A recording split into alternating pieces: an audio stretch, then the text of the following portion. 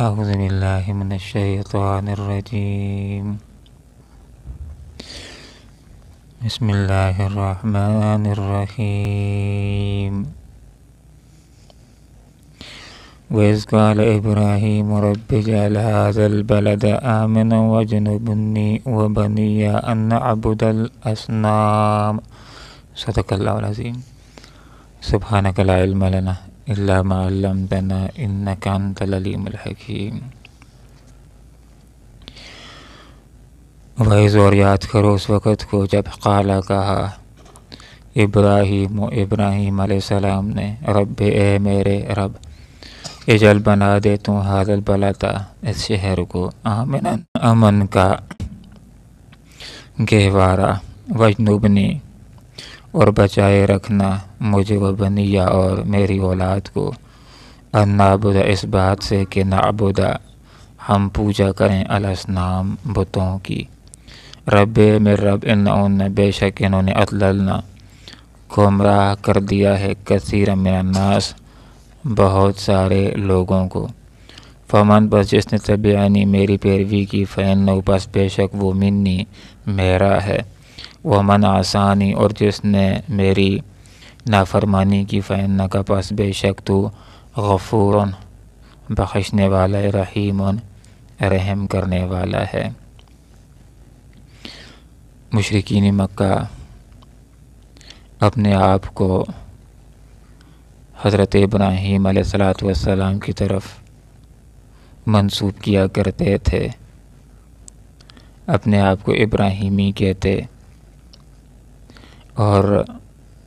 حضرت ابراہیم علیہ السلام کی پیروی کا دعویٰ کیا کرتے تھے۔ حضرت ابراہیم علیہ السلام کا تذکرہ کر کے ان کو دعوت توحید دی جا رہی ہے کہ مشرکین مکہ حضرت ابراہیم علیہ السلام تو پوری زندگی شرک کے خلاف جہاد کرتے رہے اور لوگوں کو شرک سے روکنے کے لیے عملاً بتوں کے خلاف جہاد بھی کیا تھا کہ جب ایک موقع آیا تھا لوگ میلہ منانے جا رہے تھے اور ابراہیم علیہ السلام کو بھی اپنے ساتھ لے جانے کی دعوت دی تھی، ابراہیم علیہ السلام نے جانے سے معذرت کر لی تھی اور بعد میں موقع پا کر ان کے عبادت خانے کے اندر چلے گئے تھے اور سارے بتوں کو توڑ لیا تھا، ایک بڑے بت کے کندھے کے اوپر کلہاڑا رکھ دیا تھا، واپس آ گئے تھے۔ اس وقت لوگ میلہ منانے کے بعد واپس آئے، انہوں نے کہا کہ گھروں کو جانے سے پہلے عبادت خانے کو جاتے ہیں، اپنے خداؤں کو شکریہ ادا کرتے ہیں، لیکن جس وقت عبادت خانے میں گئے اپنے خداؤں کی یہ درگت دیکھی تو بڑے پریشان ہو گئے، حیران ہو گئے اور کہنے لگے کہ اپنے خداؤں کی مدد کرو۔ آوازیں اٹھنے لگیں، کس نے کیا؟ تو کچھ آوازیں ہو نہ ہو یہ کام ابراہیم نوجوان کا ہو سکتا ہے کہ معاشرے کے اندر وہی ایک فرد ہے جو ان کے خلاف بات کرتا ہے، جس کی یہ دعوت ہے کہ یہ بت کچھ بھی نہیں کر سکتے، لوگوں ایک اللہ کی طرف آ جاؤ، اسی کی عبادت کرو، وہی حاجت روا ہے، وہی مشکل کشا ہے، وہی قانون ساز ہے، وہی بگڑیوں کو بنانے والا ہے۔ ایک دوسرے سے کہنے لگے اپنے خداؤں کی مدد کرو۔ ابراہیم علیہ السلام کے پاس پہنچ جاتے ہیں، پوچھتے ہیں یہ ہمارے خداؤں کے ساتھ تو نے کیا؟ حضرت ابراہیم علیہ السلام نے ان سے کہا کہ تم جا کر کے بڑے بت سے پوچھ لو جس کے بارے میں تمہارا اپنا یہ بیان ہے کہ سب کو کسی نے مار دیا، صرف ایک بچہ ہوا ہے۔ تو انہوں نے کہا کہ ابراہیم تمہیں تو معلوم ہے کہ بات نہیں کر سکتے۔ تو اب حضرت ابراہیم علیہ السلام کے ہاتھ میں موقع آیا بات کو سمجھانے کا کہ جس کے حوالے سے تمہارا اپنا یہ خیال ہے کہ وہ معافی ضمیر کو بھی بیان نہیں کر سکتا، بات نہیں کر سکتا، جو اپنے آپ کا دفاع نہیں کر سکتے وہ الہ کیسے ہو سکتے ہیں؟ لیکن وہ لوگ کہ جو ضد کے اندر ہوں، متعصب اور دھرمی کے اوپر آئے ہوئے ہوں تو مان کر دینے والے نہیں ہوتے۔ تو مشرکین مکہ کو یہ بات سمجھائی جا رہی ہے کہ اگر اپنی نسبت حضرت ابراہیم علیہ السلام کی طرف کرتے ہو تو بڑی عجیب بات ہے، حضرت ابراہیم علیہ السلام تو بتوں کو توڑتے رہے تھے اور تم نے اسی خانہ کعبے کے اندر کی جس کو حضرت ابراہیم علیہ السلام نے، جس کو حضرت اسماعیل علیہ السلام نے جس کو اپنے ہاتھوں کے ساتھ تعمیر کیا تھا، اسی کے گھر کے اندر اللہ رب العالمین کے گھر کے اندر 360 بتوں کو رکھ دیا ہے۔ تم کیسے ابراہیم ہونے کا دعویٰ کرتے ہو؟ حضرت ابراہیم علیہ السلام سے پوری زندگی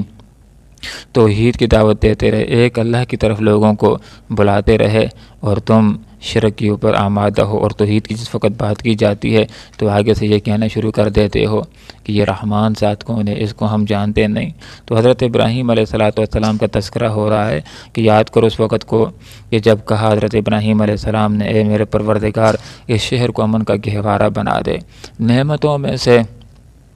بڑی نعمت، نعمتوں میں سے پیاری سی نعمت یہ امن ہے، سکون ہے۔ جس معاشرے کے اندر، جس وطن کے اندر، جس ملک کے اندر امن و امان قائم ہوتا ہے، وہاں پر لوگ اور نعمتوں سے بھی مستفید ہوتے ہیں اور اچھی طرح مستفید ہوتے ہیں۔ لیکن جس وقت لوگوں کو امن حاصل نہ ہو، لوگوں کو خوف ہو، تو کوئی آدمی خوشی کے ساتھ تجارت کرنے کے اوپر بھی تیار نہیں ہوتا۔ اس کو ڈر لگا رہتا ہے کہ میں نے اگر سرمایہ لگا دیا تو کہیں میرا سرمایہ ضائع نہ ہو جائے۔ تو اس لیے حضرت ابراہیم علیہ السلام نے یہاں پر پہلی دعا یہ کر لی کہ اللہ اس مکہ کو امن کا گہوارہ بنا دے، اور واقعی اللہ رب العالمین نے مکہ کو امن کا گہوارہ بنایا۔ آج بھی پوری دنیا سے زیادہ سعودی عرب ہی کے اندر حضرت ابراہیم علیہ السلام کی دعا کی برکت کی وجہ سے اور حدود کے وہاں پر قائم ہونے کی وجہ سے زیادہ وہاں پر امن ہے۔ تو یہاں پر فرما دیا حضرت ابراہیم علیہ السلام کی دعا کا تذکرہ ہے کہ اللہ اس شہر کو امن کا گہوارہ بنا دے، وَجْنُبْنِي وَبَنِيَّ أَن نَعْبُدَ الْأَصْنَامَ، اور بچائے رکھنا مجھ کو بھی اور میری اولاد کو بھی اس سے کہ ہم بتوں کی پوجا کریں۔ اپنے آپ کے لیے بھی، اپنی اولاد کے لیے بھی شرک سے بچنے کی دعا کر رہے ہیں، توحید کے اوپر قائم رہنے کی کہ جس کے اوپر پہلے سے قائم ہیں دعا کر رہے ہیں، اور فرماتے ہیں میرے پروردگار بے شک ان بتوں نے تو بہت سارے لوگوں کو گمراہ کر دیا ہے۔ تو گمراہی کی نسبت بتوں کی طرف کر دی اس لیے کہ یہ لوگوں کو گمراہ کرنے کا ایک سبب بنے ہوئے ہیں، کہ شیطان لوگوں کے دل کے اندر یہ بات ڈال دیتا ہے کہ یہ فلاں بزرگ کا یہ بت ہے اور یہ فلاں بزرگ کی مورتی ہے، اس کی بندگی کرو۔ جس نے اس کی بندگی کر لی تو گویا کہ اس نے اللہ رب العالمین کی بندگی کر لی، اللہ کو راضی کر لیا۔ تو شیطان کے وسواس کے اندر آ کر کے لوگ شرک کی طرف آمادہ ہوتے چلے گئے۔ تو حضرت ابراہیم علیہ السلام نے یہ دعا کر لی کہ اے اللہ مجھے بھی اور میری اولاد کو بھی شرک سے بچائے رکھنا، اور جس توحید کے اوپر ہم قائم ہیں اسی توحید کے اوپر ہمیں قائم رکھنا۔ فَمَن تَبِعَنِي فَإِنَّهُ مِنِّي، جس نے میری پیروی کی تو وہ مجھ سے ہے، وہ میرا ہے، اس کا میرے ساتھ تعلق ہے، اور جس نے میری نافرمانی کی۔ دیکھیے حضرت ابراہیم علیہ السلام اپنی امت کے ساتھ، اپنے لوگوں کے ساتھ کس قدر پیار کرنے والے ہیں، کس قدر محبت کرنے والے ہیں، لوگوں کا کس قدر خیال کرنے والے ہیں۔ یوں دعا نہیں فرمائی کہ اے اللہ جو بھی میری پیروی کر رہا ہے، میری باتوں کو مان کر کے تیری بندگی کر رہا ہے، وہ میرا ہے، اس کا تعلق میرے ساتھ ہے، اور یوں نہیں فرمایا وہ من آسانی جس نے میری نافرمانی کی تو اللہ تو اس کو سزا دے دے، ایسا نہیں فرمایا۔